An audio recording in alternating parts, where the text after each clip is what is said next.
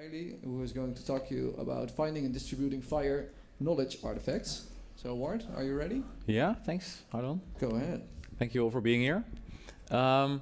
This is kind of a changed version of a presentation I've previously given on like publishing FHIR specifications and finding them. Focusing a bit more on the whole, you've probably seen a lot of talks on CQL stuff and all these kind of things. So these knowledge artifacts that come with that, how to publish these, and how that changes and where it overlaps.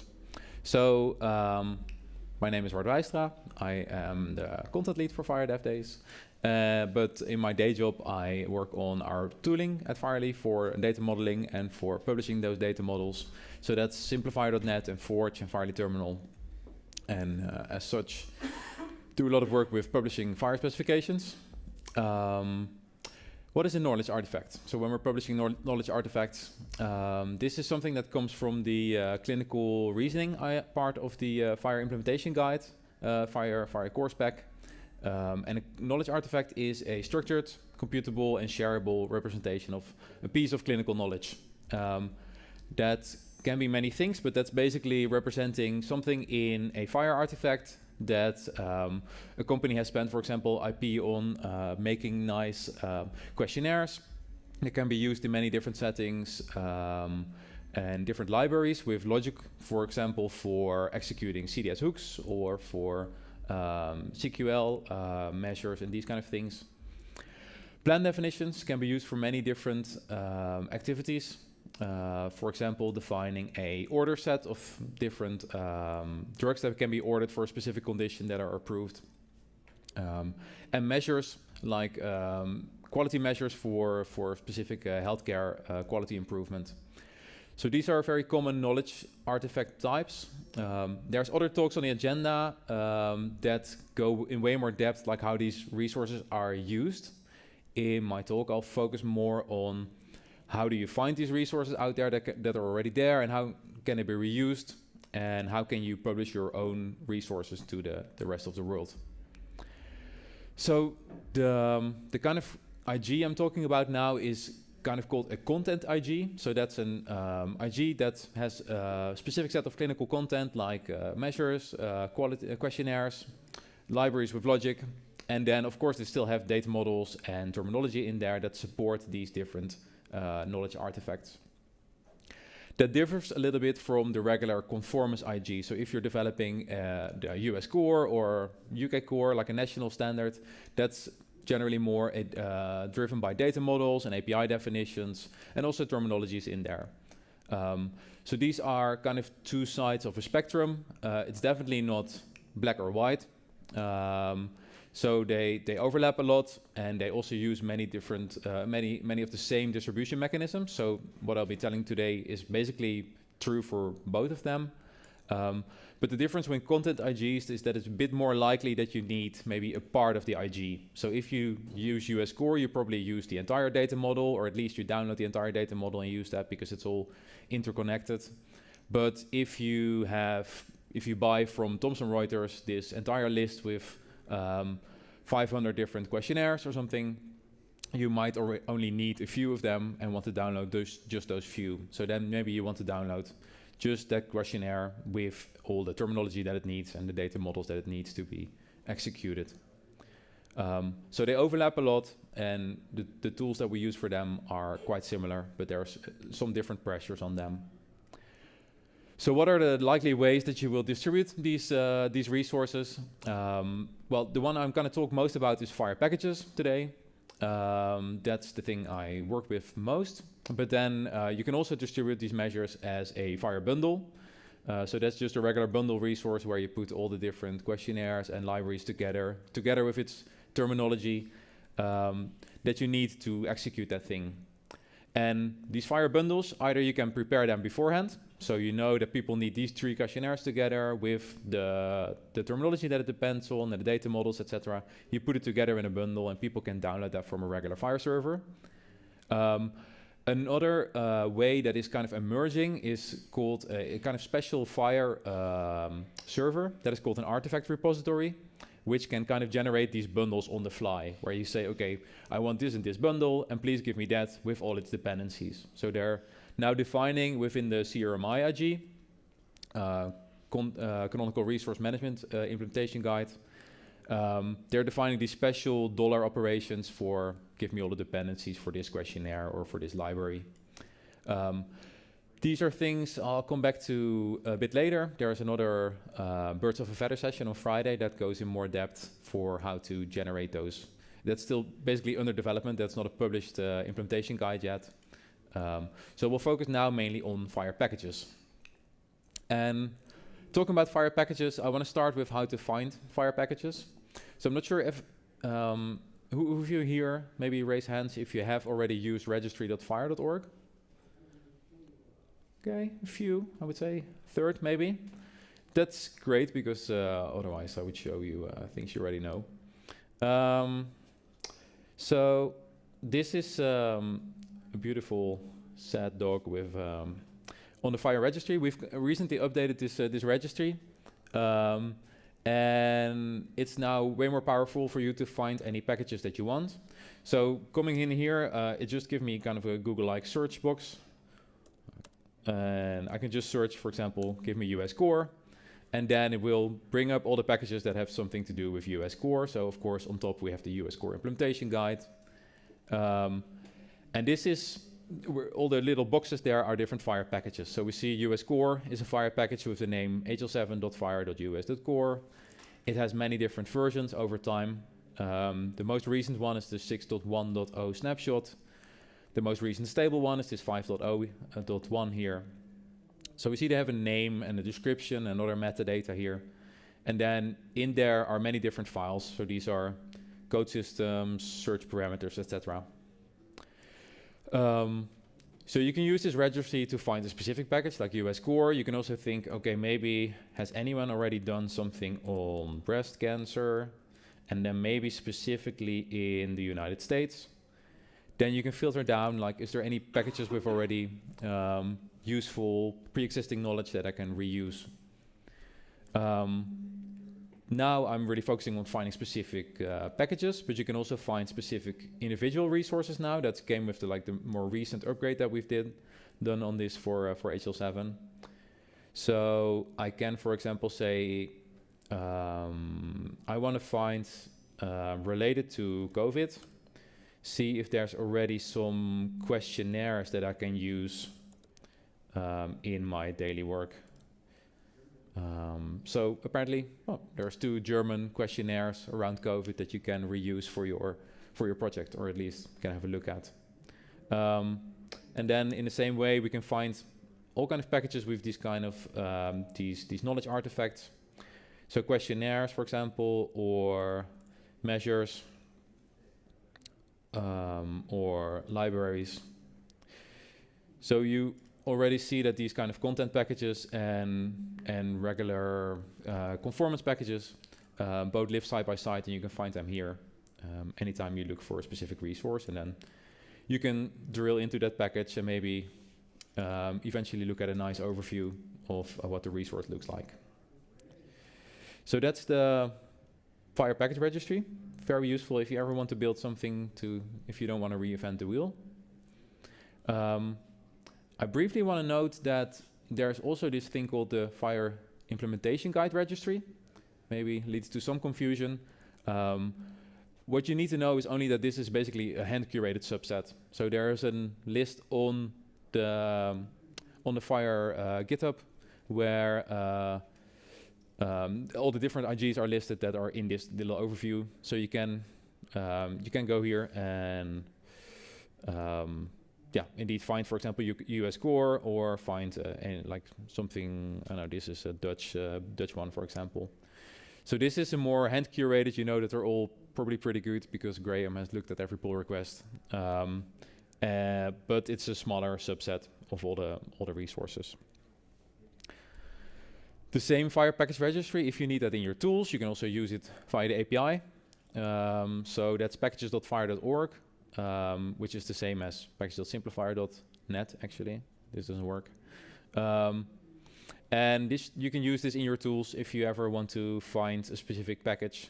You can try this live here on Swagger Hub to find any package that's related to, well, for example, the name US core, and you'll get some useful things. And this is also what all the different tools use under the hood, like the IG Publisher or Simplifier, etc., to get packages that are published in the wide world. Maybe a bit about what is a FHIR package. The specification of it now lives on the core FHIR website. So it used to live on Confluence, but it's now with R5 made it to the official website. It's based on NPM packages. It's mostly completely aligned, but on the FHIR package endpoint, we added some extra parameters that you can search, for example, for only FHIR version R4, or in which package does this canonical live, etc. Stuff that you don't get with a regular NPM package server. Packages are, the promise is that they're always around. So once you use a package as your dependency, you know that this is a building block that you don't need to like safeguard somewhere, because it will always be around and it will never be pulled from under you. But you can, as a author, unlist this to kind of indicate to your users, okay, you should no longer use this package. It's like superseded by a newer one, or we know that there are substantial issues with it. Then a bit more about what a package actually is. So this is a package here, and it's called my.example.package. So you need to give it a name with some dots in there. Generally, we'll come back to the naming and the versioning later. But this package, it includes one package folder. Because that's what npm does apparently. And then within that package folder, there's at least always this file called the package manifest, or package.json, which has all the metadata that we saw on the registry before, like the name and the canonical, etc. So that's just easy for the computers to read what's in the package. And then it includes in that package folder also all the different resources that we have. Like in this case, for example, if you use a content IG, that's questionnaires and libraries and stuff, they all live within that, directly within that package folder, always expressed in JSON. So no XML or fish files, but always JSON. And then you can optionally also include other examples in there, like for example, this questionnaire response, or basically anything else that you want to put in there. Please don't put too much in there. This is the package manifest. It has some metadata that we've seen before, like from US core. Oh, this is US ACME, but still. There's only a few fields mandatory, like the name and the version and the description and the author. If you are using it together with an implementation guide, the human readable documentation, there are some other mandatory parameters that you might want to fill in. But generally, the tooling does this for you. You generally don't have to manually generate them. Oh, that's could have been sooner. Okay. Okay. Oh, this was just someone dialing in. Okay, good. How do you create a package? You don't have to do it by hand generally. So the IG Publisher, when you run that over your specification, it will create a package file for you. Same with the FHIR tooling in Simplifier, or on a command line with FHIR terminal, you can generate those. But you can also do it yourself. It's not super difficult. It's like a tar gz file and then everything in the folder structure that you saw before. And so once you have your package, how does it actually end up in the registry? Well, there is this file again on GitHub here, which lists all the different package feeds.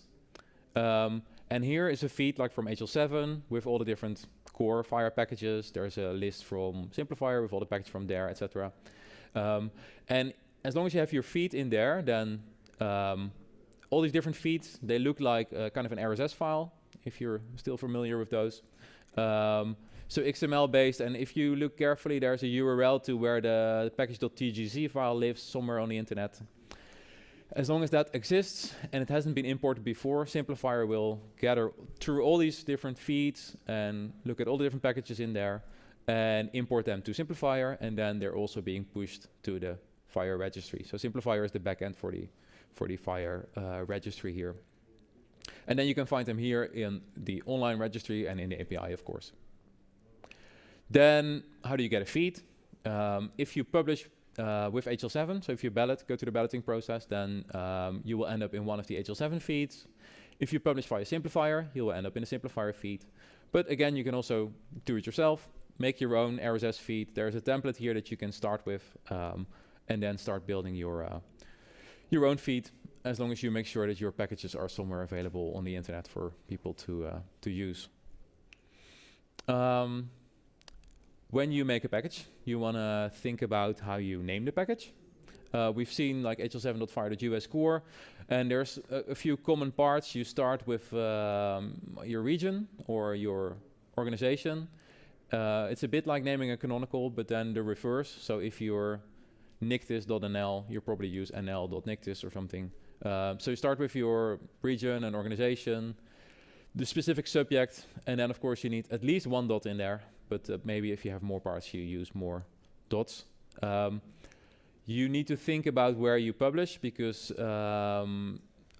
just like other domain names are owned by other people, you cannot publish in someone else's namespace with a package. So you cannot call it hl7.core or something.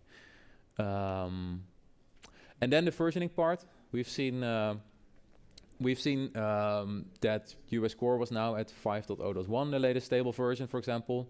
And this is done with semantic versioning. So semantic versioning has these 3 numbers always, separated by dots. And then optionally, they can also have a dash with something else behind it. And the 3 numbers are for major releases, minor releases, and patch releases.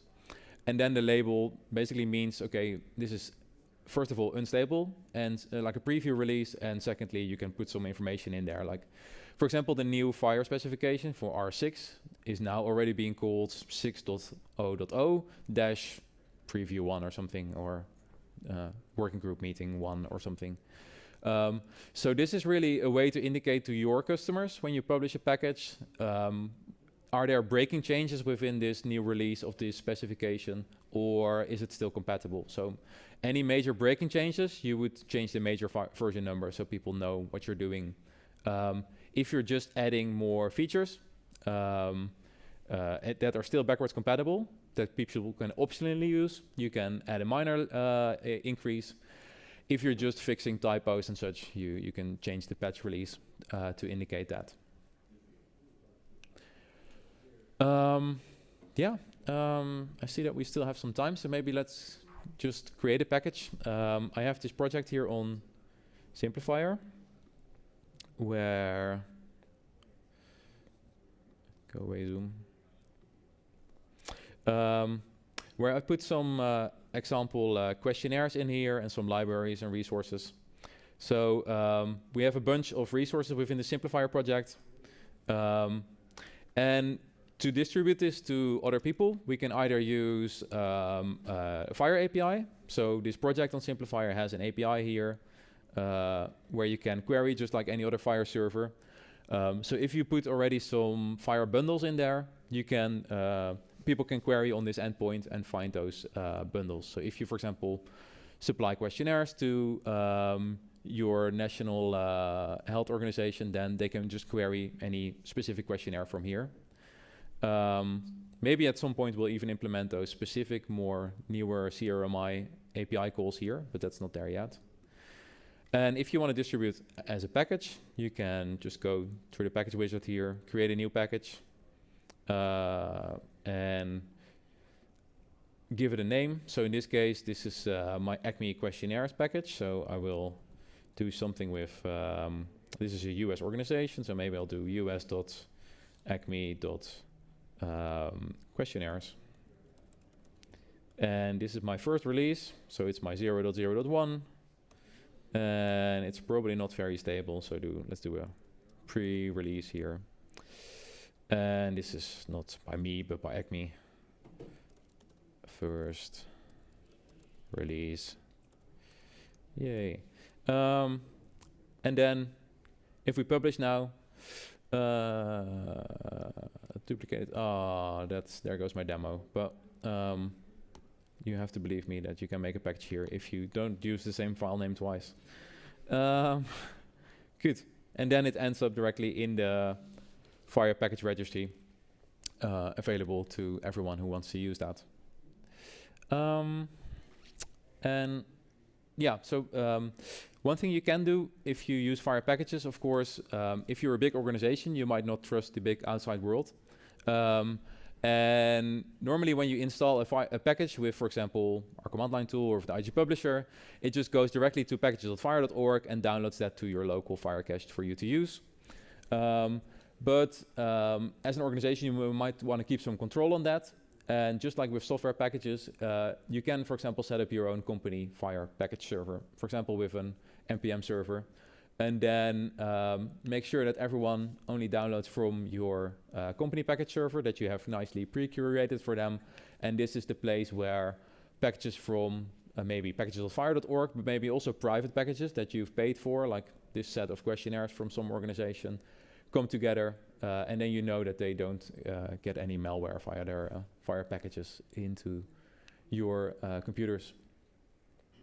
Speaking of safety, if you publish something that, like make a FHIR package and make it available, that doesn't necessarily mean that it's public or free. So the ones that we saw on Simplifier just now or on the registry, they're all public. But you can also choose to have a private package server, like the company package server that we saw, or allow people to reuse it only under certain conditions. So from the CRMI IG also, it is necessary that you add some copyright and intellectual property claims to your packages so people know how they can reuse it, if at all. I mentioned a few times, so we can distribute via packages, but also via these specialized bundles. And if you don't want to make those bundles yourself, they're working in this CRMI, the Conformance Resource Management Infrastructure Work Group, on the specific artifact repository definition. So typical kind of FHIR server with all kind of operations that will help you make those bundles on the fly, like dollar dependencies, I think is one of them, where you can get a list of, for this questionnaire, what are all the terminologies that I need to use use this. On Friday, Brian Caney is hosting a Birds of a Feather session. If you're interested in this kind of more cutting edge part of the FHIR specification that is not yet widely implemented, then please go there. It's at 11:15 on Friday. Yeah, and I think that's all that I have prepared. If you want to reach out, I'm here. And if you're online, then also find me on Whova or anywhere else. Yeah, and feel free to add some feedback. Good. Thanks. Okay. Nice, thank you, Ward. So we still got quite some time for questions or discussion. Oh, nice, there are questions. Good. So not yet one from the online audience. So if you have one, please hit them in with the Whova app. Going back to the enterprise server. Yeah, sorry, I hear you now. Yeah. How do I instruct the tools to talk to the enterprise server rather than the central repository? Yeah, that's great. That's a bit different per tool, of course, but for FHIR Terminal, I believe that there is a setting to say use this package registry rather than this one. And preferably you would also be able to configure that. I'm not sure if that's already there, but in a specific order, like first look in my company server, and if it's not there, then maybe go to packages.fhir.org. Yeah, but that's something every tooling would need to implement. Once you have a lot of packages in your cache, in your global cache on the machine, I ended up with multiple versions of the same resource with the same canonical URL in different packages. Yeah. Is there a best practice on how to determine when a user asks for conformance resource by its canonical URL, how to determine which is the best version? For example, you get some of the terminology resources are both in the core package of FHIR and in the terminology package of FHIR. Yeah. And they have different versions, and I don't know which one is the best version to use. Yeah, that's a very, very good question. I guess the best approach is to prevent it. Well, that's for HL7. Yeah, that is for HL7, and I think they probably, I don't know this specific one, but they probably have some opinion, like you have to use this one over that one now. but I am afraid that's probably not a technical solution, but a thing you need to know, some kind of special rule in this case. I'm afraid. I'm not sure about this situation. We should ask Graham maybe what's happening there. Yeah, but in general, it's you want to make sure that you know the scope for a specific FHIR endpoint where someone is asking, and you want to make sure that that entire scope, like the package that you're using and all its dependencies, that your canonicals are unique. And if they're not unique, then that you hope that they have a version and that people have actually referred to that by versions. For example, I think most of these knowledge artifacts, it comes very critically which, for example, version of a value set you're using. If you're using a newer version, maybe new terms are added, and then maybe your measure gives a completely different answer that might be in your benefit or not.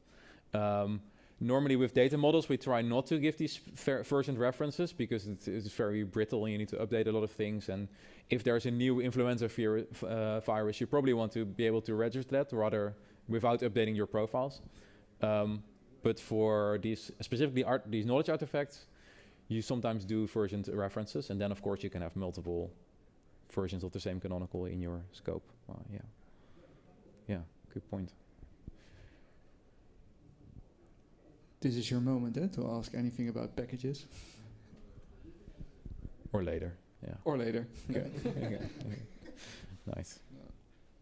Okay, then if there are no further questions, there are also no questions